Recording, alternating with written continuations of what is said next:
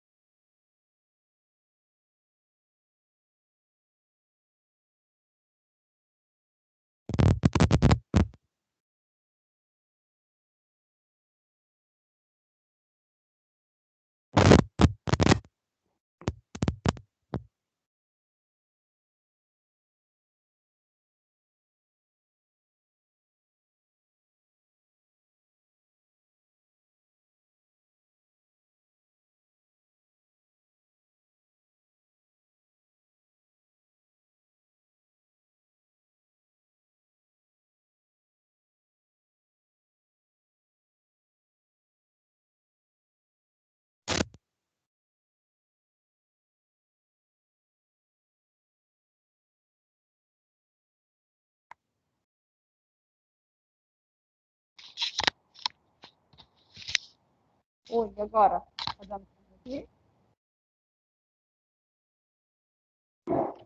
Então, Karina,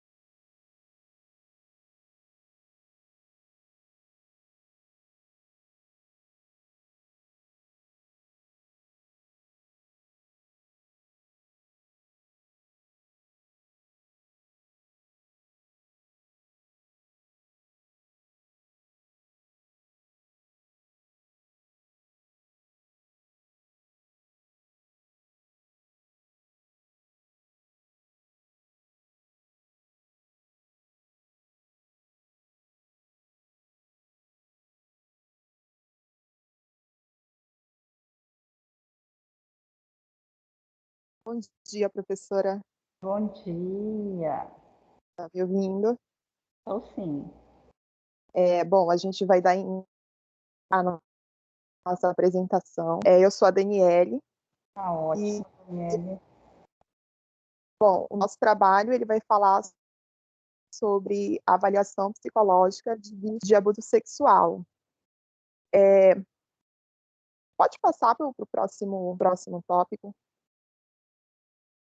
Bom, e esse capítulo ele vai falar sobre o protocolo desenvolvido para avaliação de crianças vítimas de abuso sexual, abrangendo múltiplas dimensões do funcionamento da criança abusada e da sua família. E esse protocolo ele encontra-se estruturado em 5 dimensões, sendo cada uma delas com diferentes procedimentos. E no caso são esses que a gente colocou, né, que está lá no livro, e nós colocamos aqui, fala sobre a avaliação dos fatos e da sua veracidade, a avaliação do ajustamento global da criança, a avaliação da sintomatologia específica e das dimensões traumáticas, a avaliação do apoio e ajustamento familiar e a avaliação do risco. E eu vou iniciar falando sobre a avaliação e da sua veracidade, né, que traz como, no primeiro tópico, a primeira entrevista parental. E essa primeira entrevista ela é realizada com o responsável primário da criança, onde a criança ainda não estará presente. E esse primeiro momento ele tem como objetivo coletar dados a respeito do desenvolvimento da criança, do funcionamento global e das dimensões relacionadas à suspeita da queixa de abuso. Essa entrevista ela leva por volta de 2 horas para ser realizada, podendo ser guiada por um roteiro de perguntas estruturadas que possibilitam ao entrevistador um conhecimento primário a respeito da criança. Logo depois vem a pré-avaliação desenvolvimental da criança. E nesse primeiro momento com a criança, né? Na primeira entrevista era só com o responsável e na pré-avaliação desenvolvimental já é com a criança presente.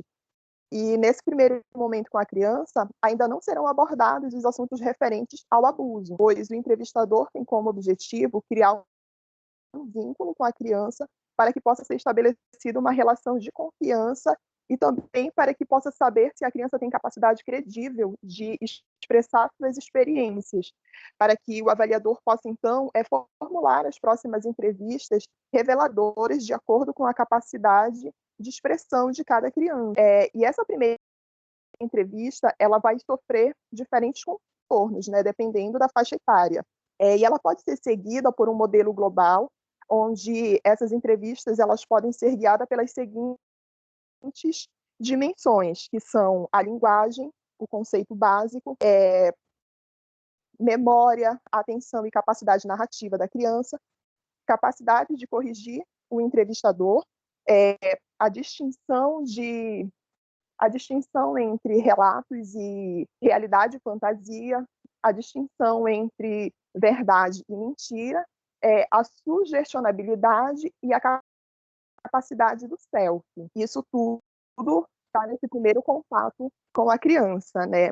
E depois vem o relato livre dos fatos, que no caso, a segunda entrevista. E nesse segundo momento, os assuntos referentes ao abuso eles serão apresentados durante a entrevista, seguido de protocolos, dependendo da idade, né, e a característica de cada criança. E mesmo sendo utilizado métodos para a coleta dos fatos, esse momento ele tem por objetivo a fala livre, tanto quanto possível e espontânea, né? Então, nesse segundo momento aqui, mesmo que haja um protocolo, haja um método, né, que o entrevistador ele pode seguir para coletar essas informações, o principal objetivo é fazer com que a criança tenha uma fala mais livre, né? Se for, no caso, crianças maiores, adolescentes, mais pela conversa, né, pela narrativa, pelo diálogo. E se for crianças menores, né, alguns métodos como desenhos, né, coisas, materiais lúdicos, né, para fazer a criança se expressar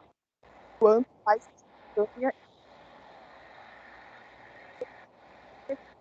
relações objetivas, não obtidas.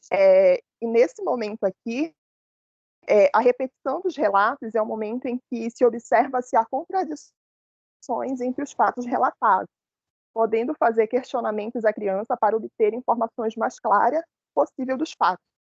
Né? Então, nesse momento aqui, o entrevistador ele já pode estar levantando alguns questionamentos para a criança, né? Sempre tendo muito cuidado na forma como ele vai fazer esses questionamentos, mas é um momento em que ele precisa ter uma clareza maior sobre o que a criança tem expressado, né, durante as outras entrevistas.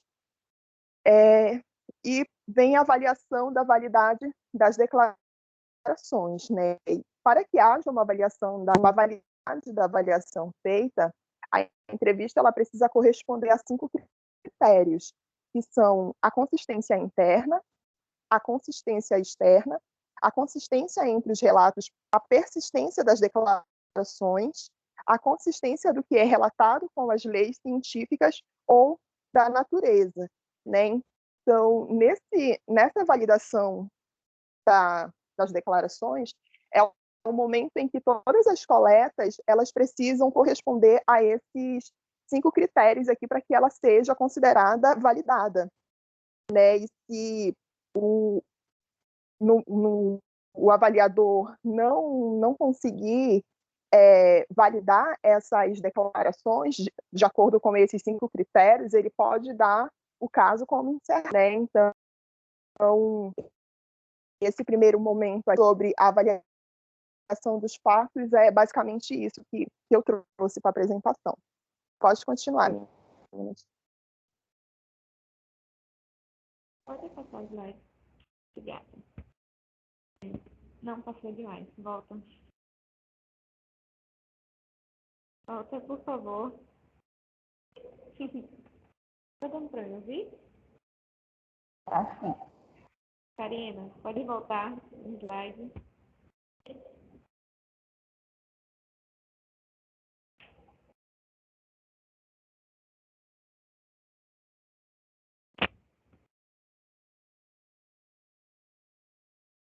Karina.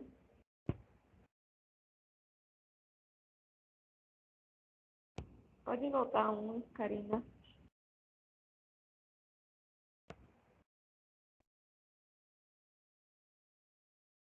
Só pode ter saído, né?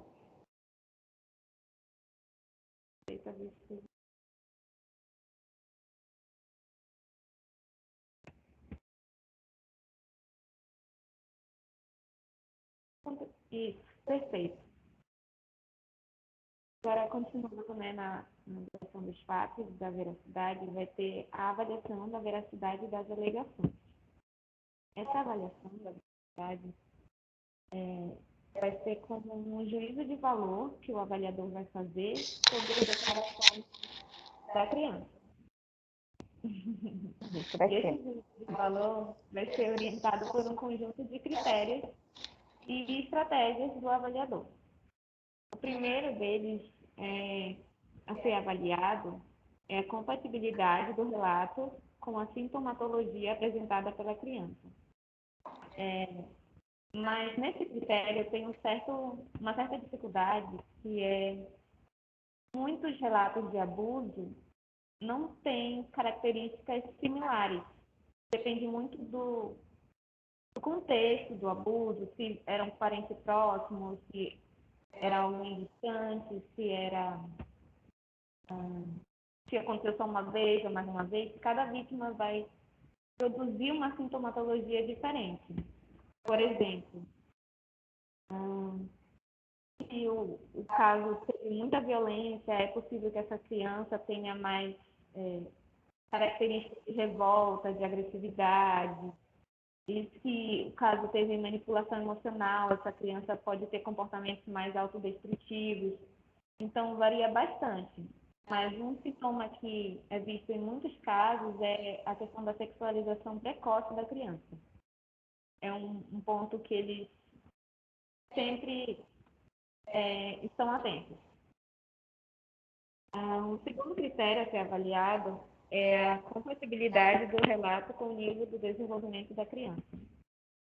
Nesse critério, o avaliador vai trazer questões, né, para ele mesmo de observar se a criança é capaz de produzir aquele tipo de relato, utilizando aquela linguagem, utilizando questões como espaço, tempo, quantidade de vezes, se ela consegue atribuir significado àquilo que ela está falando. E, a partir disso, ele vai observar se está compatível com a faixa etária e com o nível de desenvolvimento dessa criança. O terceiro critério é a compatibilidade do relato com os indicadores de veracidade sugeridos pela investigação. Isso, o avaliador vai tentar correlacionar na história com aquilo que já se sabe sobre o caso. E o texto traz aqui algumas características de relatos verdadeiros, né? Que o avaliador vai ter que procurar nesse relato da criança. Que é uma escrita lógica, um enquadramento contextual, uma descrição detalhada da sequência dos eventos, detalhes individuais, ou de uma perspectiva infantil, né?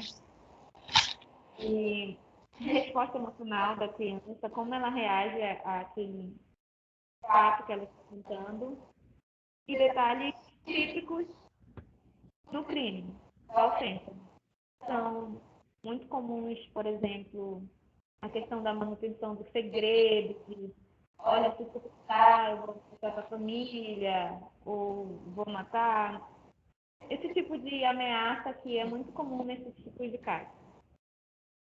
E, por último, apenas de avaliação de hipóteses alternativas. Esse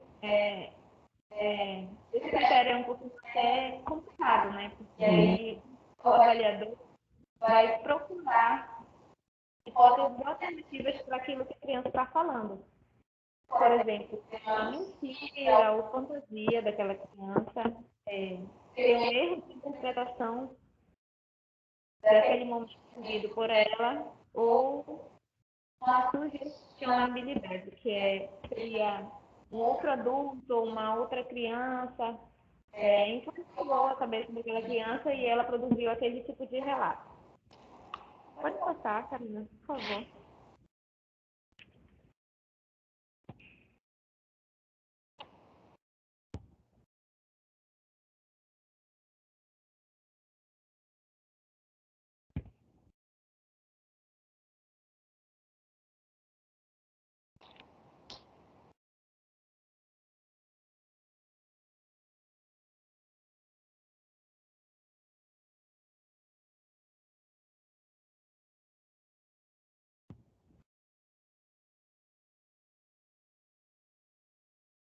Tá.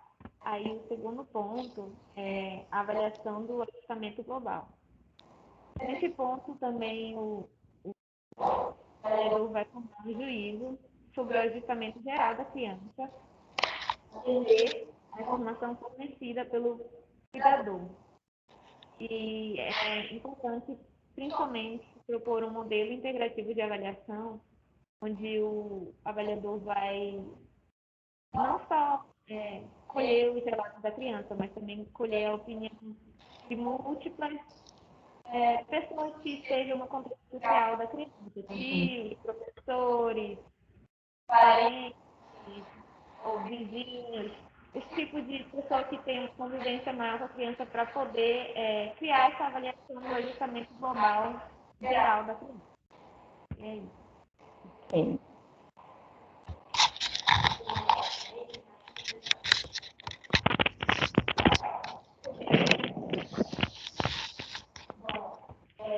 A entrevista, a avaliação de sintomatologia específica, ela consiste na especificidade. A entrevista parental, a entrevista contábil da criança.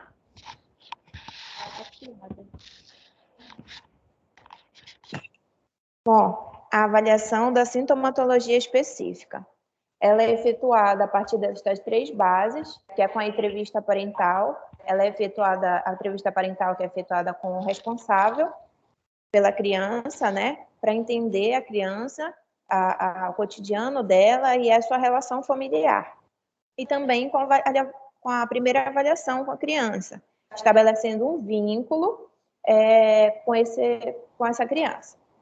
E a aplicação de instrumentos específicos, né? Que é a própria avaliação da sintomatologia específica, que ela é a informação fornecida por estas duas entrevistas e também na aplicação de instrumentos específicos que foram afetados em áreas específicas, como, por exemplo, as perguntas de quando, onde e com quem. Pode passar o slide.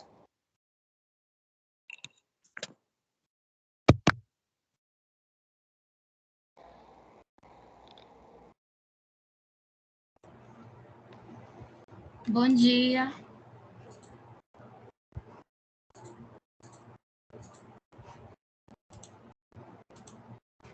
Está me ouvindo, professora?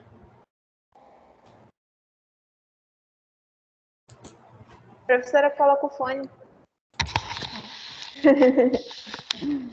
Tá escutando já. Dá para ouvir? Ah, tá. Tá, agora já estou. Eu vou falar da avaliação do apoio e ajustamento familiar. Essa avaliação, ela se inicia no primeiro momento de contato com a pessoa que traz a criança à consulta, mas essa pessoa ela só vai ser alvo de atenção quando for estabelecida a ocorrência dos fatos. Então, numa segunda entrevista, de preferência conduzida com os dois progenitores, com os ambos progenitores da criança, é que nós vamos ficar atentos aos aspectos como as reações ao abuso, as respostas de capacidade de adaptação à revelação, a psicopatologia parental e a interação de pais e filhos. Para o objetivo dessa entrevista, foi feito um modelo que foi estruturado em 3 partes, que é o funcionamento familiar pré-revelação, que aí encaixa a história de vida da família, o relacionamento conjugal e as relações pais-criança e os estressores. O segundo, as respostas ao abuso e a revelação. E aí são as atribuições e crenças, a resposta emocional. E o terceiro, o funcionamento familiar atual, que seria o suporte, a atitude perante os sintomas, a pressão para dar negação e a coesão familiar. E aí eles fizeram um guia para essa entrevista parental, que tem 18 itens, e dentro desses 18 itens, em cada item tem mais ou menos 3 ou 4 perguntas. Então, eu vou ler bem rapidinho, só algumas, só para vocês terem uma ideia. No primeiro item está assim: que reações tiveram a revelação, o que disseram, o que perguntaram à criança, o que sentiram na altura. E aí, caracterizar as respostas dos diferentes elementos da família. No segundo item, o que pensaram do ocorrido, já tinham ouvido falar desse tipo de situação, o que aconteceu mudou o que pensavam sobre isso? No terceiro, o que sentem agora? Alguns pais nessa situação sentem-se confusos, culpados, tristes, com raiva. Isso tem acontecido? Há diferenças na forma como ambos têm se sentido relativamente ao que aconteceu? Então, são várias perguntas e aqui no texto ele traz esse guia completo.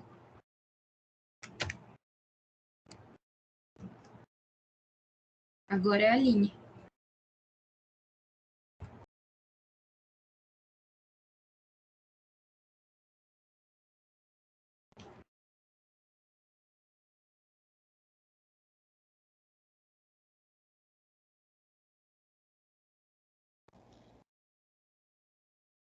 A Aline está com um problema na conexão, que ela não está conseguindo falar, não está conseguindo ouvir a gente.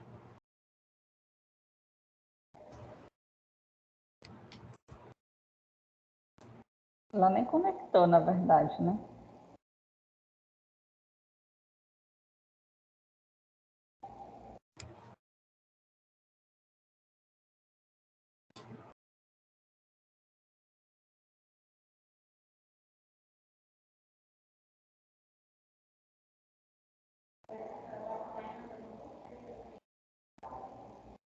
Oi?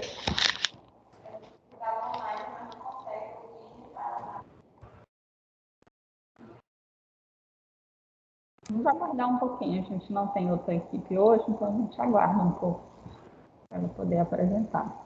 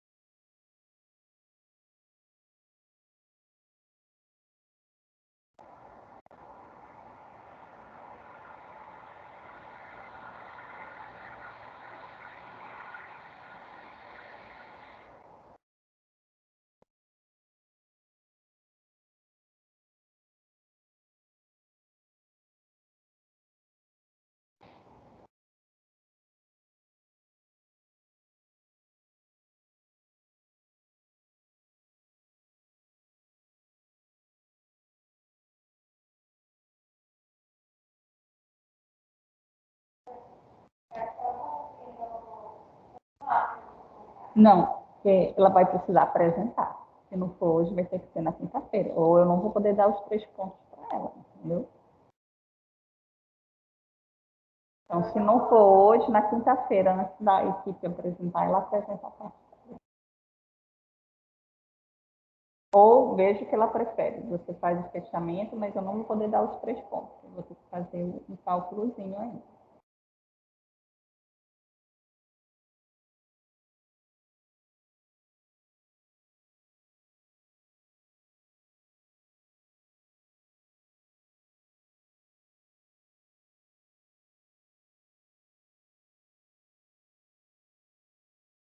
Tá.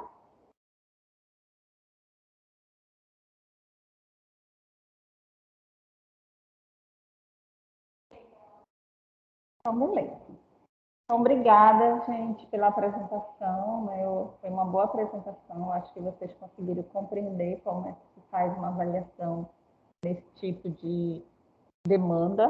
Né? Então, o nosso seminário, eles são assuntos que serão muito corriqueiros. Né? Então, às vezes, não só dentro de uma demanda jurídica, mas dentro de uma demanda de consultório, dentro de uma unidade básica de saúde e outras áreas, né? São momentos onde a gente vai ter contato com essas temáticas, né? Esses modelos aí de avaliação que são super importantes para a nossa formação. E às vezes eu acho que a parte da avaliação psicológica é uma das áreas que os alunos mais temem quando estão se formando. Ai, meu Deus, como é que eu vou avaliar? Né? E o objetivo do seminário é justamente trazer mais uma prática de como que a gente pode realizar a avaliação, né? E que a gente não fique com medo, apenas que a gente se qualifique, estude, para que a gente saiba como conduzir, como fazer uma avaliação da melhor forma, tá bom? Então, na quinta-feira, antes da apresentação da outra equipe, a Aline faz o fechamento, né, fazendo a apresentação aí do assunto de vocês, tá bom? Alguém gostaria de fazer alguma colocação, falar alguma coisa? Não? Então, beleza, né? Então, como está sendo uma apresentação por dia, a gente finaliza por aqui. Com relação ao que vai cair na prova, é tudo que a gente deu nessa segunda verificação, é sempre os temas do seminário, tá? Então, os temas do seminário a gente não vai pedir na prova, tá? Somente o que a gente trabalhou nos slides, mas eu vou organizar direitinho e depois eu coloco lá na plataforma direitinho os assuntos que vocês devem estudar, tá bom? A plataforma também está atualizada, quem quiser começar a estudar para as provas, fique à vontade, está tudo lá, slide, gravação, tá bom? Então, tchauzinho, gente, até quinta-feira. Tchau, tchau. Tchau, Karina.